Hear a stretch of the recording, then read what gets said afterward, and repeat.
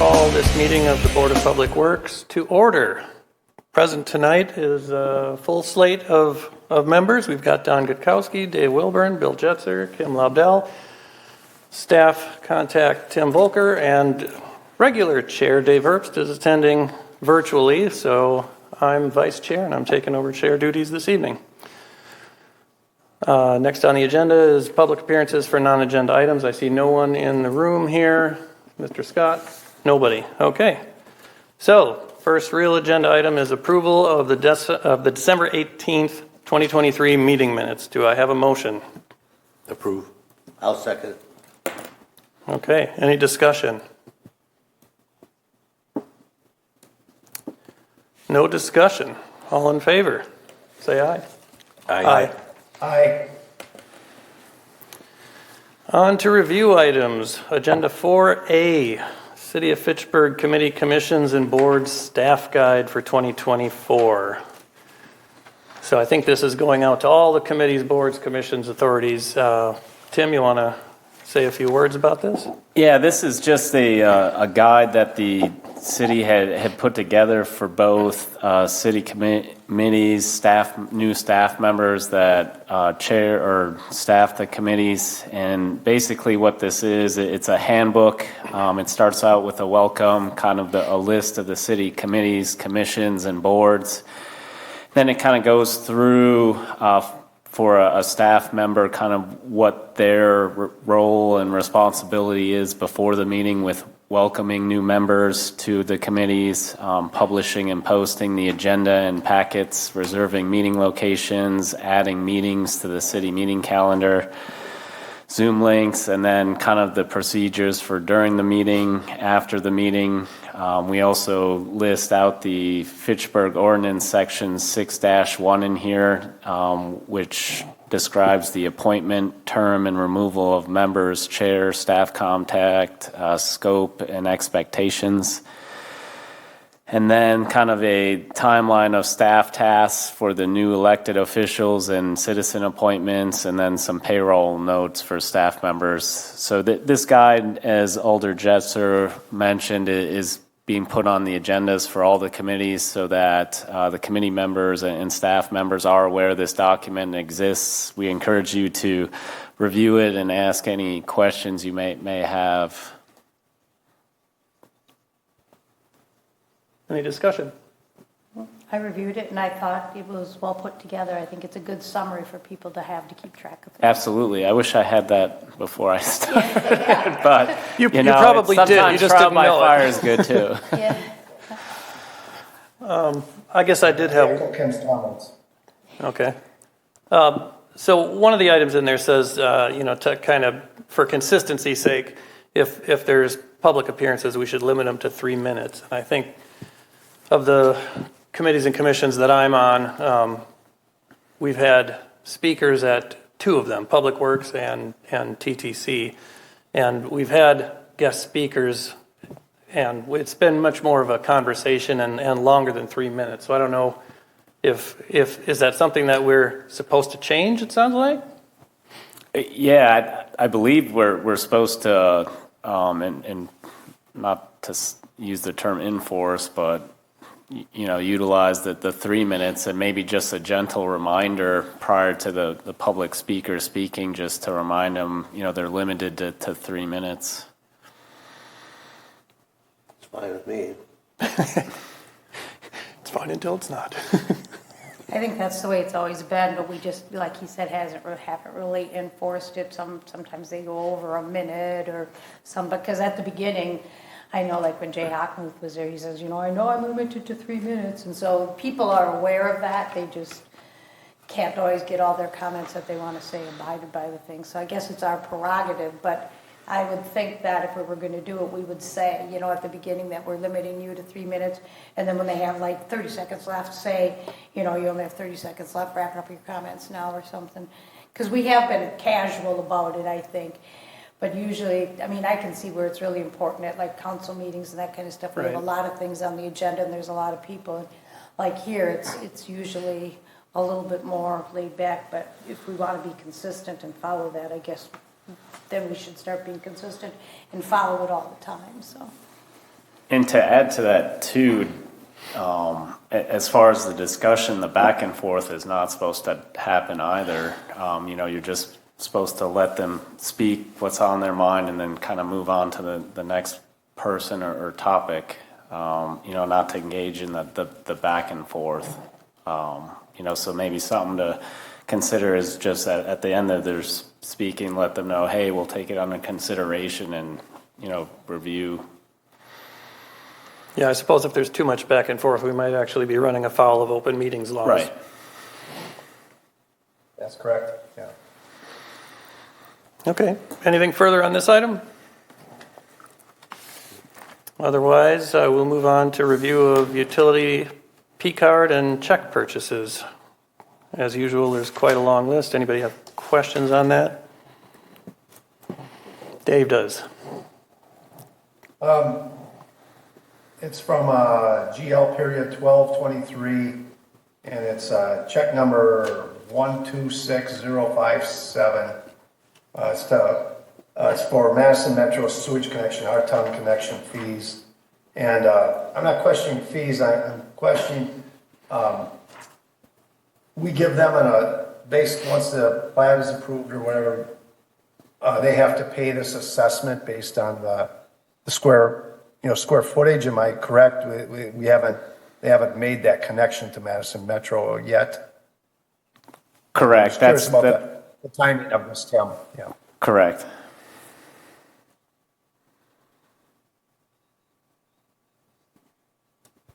Anything further? Not I. Okay, we'll move on to the report from the Director of Public Works. Tim, take it away. A couple project updates. The Sain Road reconstruction project. We're continuing to work on the signals at the intersections of Lacey and Sain, and also East Sherrill Parkway and Sain Road. We're waiting on MG&E. The weather kind of set us back last couple of weeks with the cold and the snow. So we're hoping either this week or next week that they can get out there, wrap up on their end, so then these signals can become operational. So in the meantime, those intersections will be stop sign controlled as they have been for the last couple months. Next up is our 2024 street resurfacing project. We're continuing to work on that project, including the plans and specifications, and are looking to have that project bid out in the next couple weeks. And along with the resurfacing contract, we'll have a maintenance contract for some crack sealing and chip sealing, or crack filling and chip sealing. And then with the resurfacing project, we'll also be having a public involvement meeting coming up prior to the start of that project. So the residents will be getting notified if your street is getting reconstructed about the public involvement meeting. And the date has not been set. Once that is, I'll let everyone know. And we're also continuing to work on our 2024 sidewalk replacement project. We collected about 6 miles worth of sidewalk repair data within the last month or two, and looking to also have that project bid out here shortly. And then our Fitchburg Road reconstruction project, we're at about 60% design complete on that project. Does anyone have any questions? I have a question. But for the street reconstruction project, is there a certain area of the city that you guys are concentrating on this year? So we are looking to condense it more into one area, not sporadically throughout. It's tough to do since the city really hasn't followed that, but we have gotten better where and Ross has a map, and I can share it at an upcoming meeting to kind of go over the areas of the streets. But yeah, it is a lot better than it has been in the past. So the contractor will be, mobilized in one area, and then also the residents and their neighbors will see their streets. It may not be the same treatment being done, but, your street will have some form of treatment done depending on the age and repair work required. Different question. Sahin Road, the signals. Is it going to be your crew managing and operating them? So the city of Fitchburg has an agreement with the city of Madison for the operation and maintenance of the signals. Okay, so is that our game plan then? Any future signals we have? Correct. Madison will all Would go manage under and that operate. agreement. Dave Herbst, you had a question. Two questions. One, did we have any water breaks with the really cold temperatures? Not that I am aware of. The snow might have helped. Second question, Tim, I had a resident, Brian Lee, last fall. He asked about the timing of the lights at Seminole and McKee. He felt like they were too long on the Seminole side. It was backing up McKee too far, and I had just followed up with an email, to you and Ross, if you had any thoughts on it. Have you looked at it at all? I'd like to get back to the resident. If, you look at it and say, well, there's a few periods of time, where we're not anticipating any change. I'd just like to get back to him. Okay. Yeah. So the city of Madison controls that. I'll check with Raw. When did you send the email? This was last fall. Okay. I think I copied both of you on Yeah, it. let me follow up with Ross to see if he had any discussions with the city of Madison regarding that, and then we'll get back to you. Thank you. You're welcome.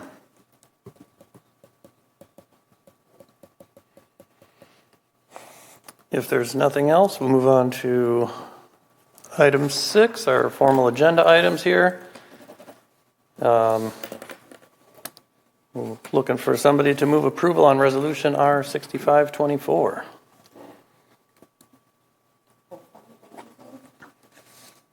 I'm sorry, yes, R. I move approval on resolution number R0524. Second that motion. Okay. Authorizing purchase of 1.5 and 2-inch water meters. Tim, tell us what this is about. So the city's capital improvement plan includes funds to replace all 1.5-inch and 2-inch low lead meters over a 4-year period, and this was starting in 2023. These meters will be replaced at the time they are due to be tested. This resolution approves purchase of 57 Badger E-Series meters. These meters are due for testing in 2024. And the Badger E-Series meters are ultrasonic. They have no mechanical components and are more accurate at low flows than our existing meters.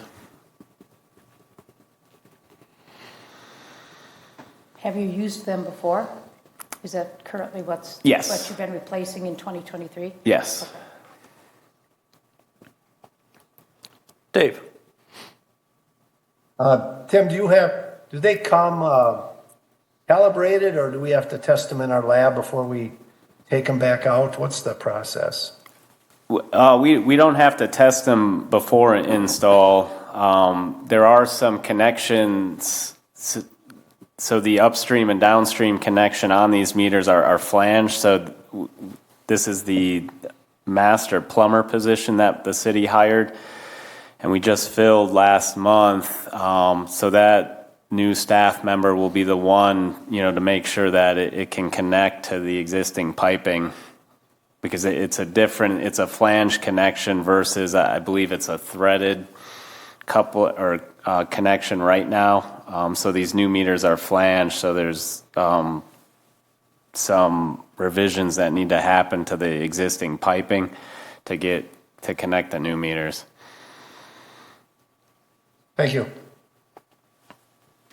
Tim, we're just buying 57 of them, and it says we typically put in 80 to 100. So we got another purchase coming later? No, so the 80 to 100 is kind of the average. Last year was 90. This is kind of a low year. There may be a purchase later on in this year. Our thinking is we have this master plumber hired right now, and it was hard to fill the position, and since we have it filled, we might as well take advantage of his services. So we may be coming forward later on to purchase some more meters to install.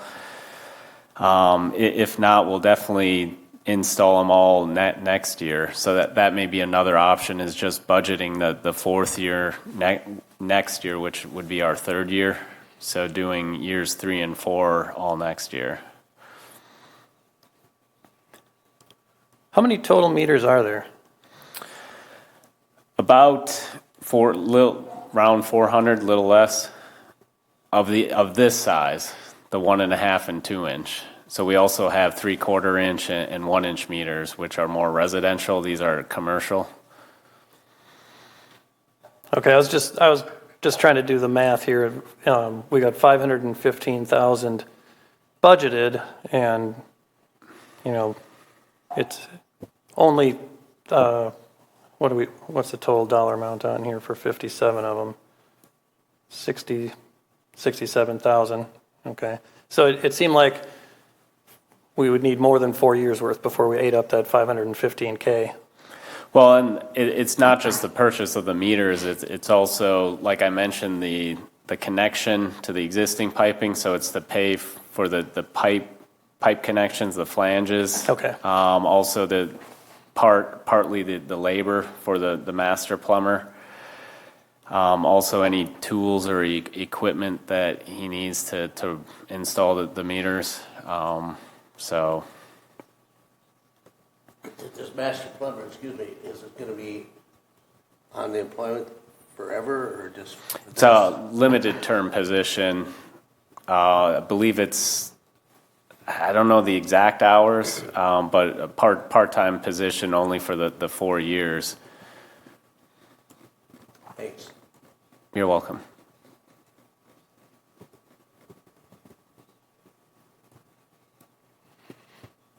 Any other questions?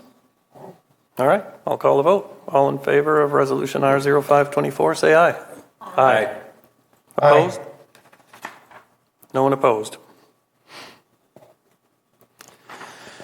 On to item 6B. Looking for a motion to approve Resolution R0224. I so move we approve resolution R-02-24. I'll second the motion. Okay. Tim, tell us about maintenance services for wells number 4 and 10. So routine maintenance services are needed at wells number 4 and well number 10.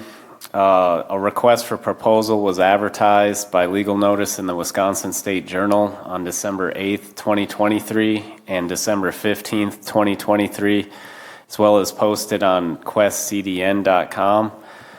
On December 22nd, 2023, we received 2 proposals for this project. A quality-based selection method was used by Public Works staff, and a CTW Corporation was determined to be the most qualified contractor to provide maintenance services for well number 4 and well number 10. We're looking to approve the award of the maintenance services contract for well number 4 and number 10 to CTW Corporation. And with this resolution, there's also it's a 3-part budget amendment. So we're looking to move $80,754 from the Verona Road project to this account for the well maintenance. And then we're also looking to redirect $55,000 from the well number 7 maintenance services to maintenance well number 4 and number 10. And then lastly, we're looking to basically in March, Common Council's going to vote on a resolution to carry over funds for the project. Since that's occurring in March, we're looking for this to basically utilize that carryover money to cover the remaining funding needed to fund this project. Questions for Tim? Dave? Tim, I seem to recall that, some work we had to do one of the other wells, we were concerned that it might have been the result of something this company did. Is there anything in there? You know, I'm always guarded now against biologicals eating our pipes up, and you know, do we have anything in there to specifically, you know, steps they can take to try to avoid these type of things? You know, I guess the reason we did select CTWs just because of their knowledge of our system. I believe they've been working on the city's wells since, you know, early 2000s. And correct. kind of the work that they have done on, I think it was on well number, let me just pull it up here.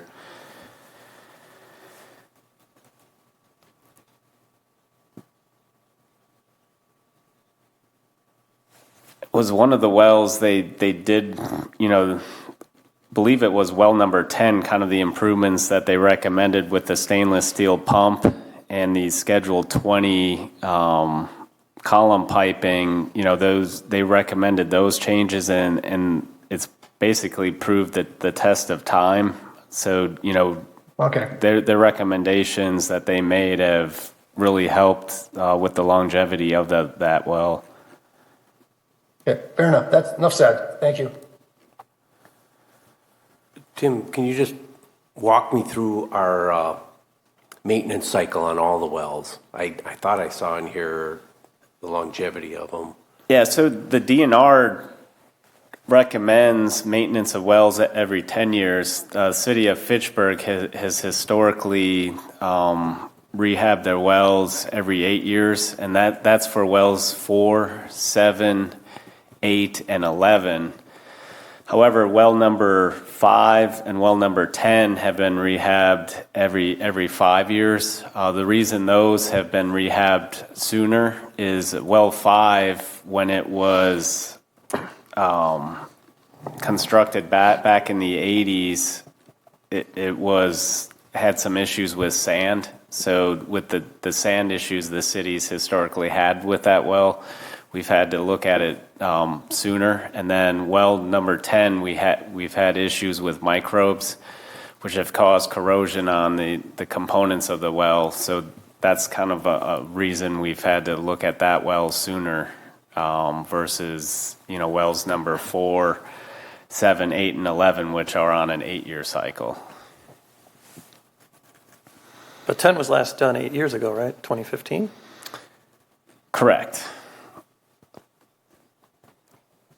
And didn't we have problems this past year with, was it well 4?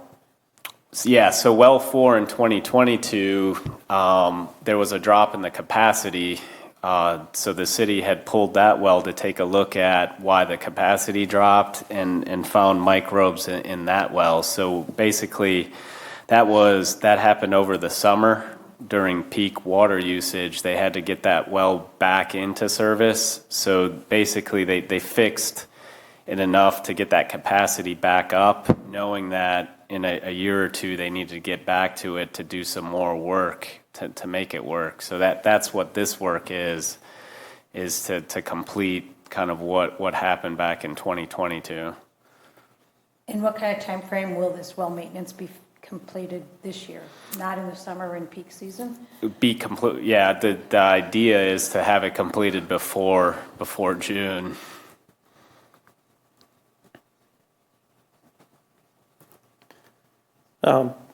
So it said municipal's bid was less, but the largest difference in the bid prices is the replacement of well number 10 stainless steel pump. Public Works does not anticipate replacement of this pump as capacity has not dropped. A bid item was included as a precaution. So that's a $74,000 item out of the $298. So if all goes well, it'll only be $220,000 instead of $300,000? It'd be more than 220. You know, we expect the existing pump to be in good condition. Just some components will have to be replaced on it. So instead of replacing the entire stainless steel pump, we're pretty confident that just certain components will need to be replaced. So that $75,000 will drop significantly. Just won't be wiped off completely. There'll be, you know, the parts or the cost to rehab the parts that we need to fix. What's the average lifespan of a well pump? That's a good question in Wisconsin. I could tell you Florida, but Tracy would know the answer to that, I can ask her tomorrow. I'm just, see. We last did work on 10 in 2015, so the pump is 8 years old now. Is it going to last another 8, or are we going to have to get to it before the next scheduled maintenance? The idea is to have it it would last another 8, otherwise we'd be replacing it right now. Okay. So that, the intent is to have it last at least another cycle. And, if something does fail, it's something we monitor the capacity of the well. So if we see a flow rate drop or something, that is kind of an alert to us that something's going on there and that we need to, stop it and pull it and see what issue's going on. So that's something we continuously monitor with our SCADA.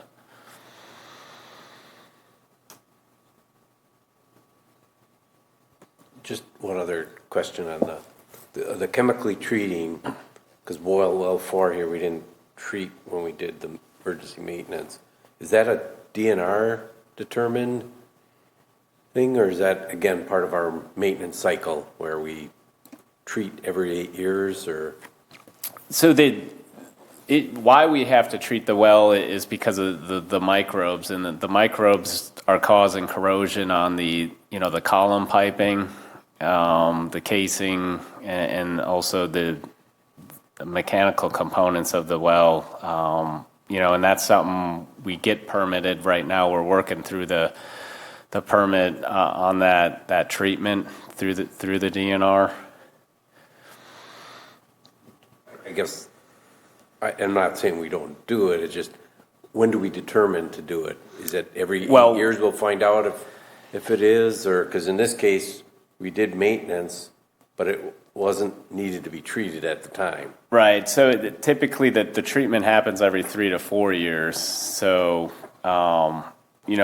doesn't necessarily line up with the rehabilitation of that well, but 4 and 10 will need to be chemically treated every 3 to 4 years.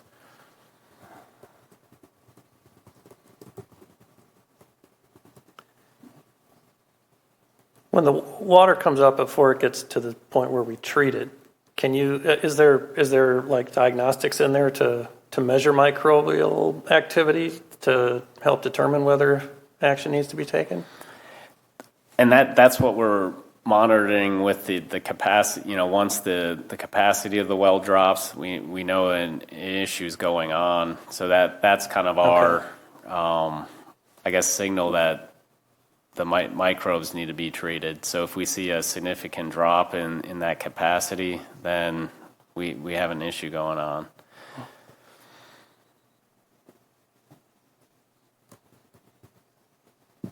Any other questions? Okay. Call the resolution to a vote then. All in favor of R0224, say aye. Aye. Aye. Any opposed? Nope. All right, that brings us to announcements. Our next Board of Public Works meeting will be Monday, February 5th at 5:30 p.m. I presume that'll be in here, Scott? Yes, it will, in the council chambers. Okay, I'll entertain a motion to adjourn the meeting. I motion we adjourn. Second that motion. All right, we are adjourned at 6:00 p.m. Wow. All right.